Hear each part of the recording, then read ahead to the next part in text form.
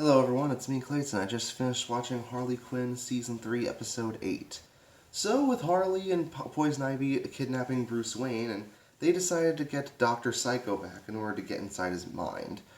It's kind of weird considering Dr. Psycho basically betrayed everyone back in the second season, but they literally couldn't find anyone else who could get inside Bruce's head so he can tell them where Frank is.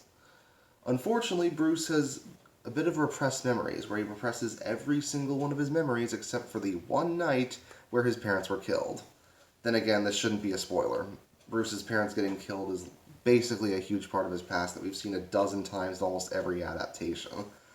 But the interesting thing about this one is that Joe Chill, the man who killed Bruce's parents, actually appears over and over and over again as basically this boogeyman or Freddy Krueger type character who tries to kill Harley and young Bruce when she shields his eyes from the traumatic event. Not only this, but Harley figures out that Bruce Wayne is Batman. Yeah, big freaking shock there. But her messing with Batman's memories forces Dr. Psycho, Clayface, and Poison Ivy out. So she has to go along with Bruce through his own memories to figure out what she can and to gain a new appreciation for Batman.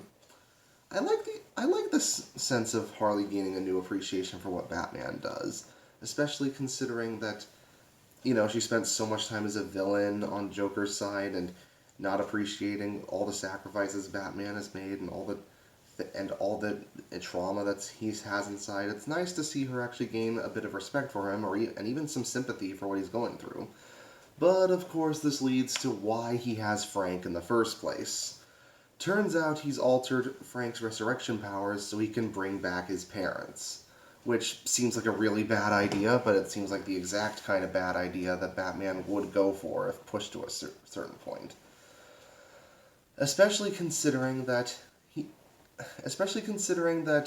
his use of the resurrection powers not only brings them back, but every single person in that graveyard. So I'm guessing that it's going to be a Return of the Living Dead style zombie apocalypse in the next episode. But at the same time, I do appreciate that Harley was able to use her psychiatrist skills to help young Bruce in a way.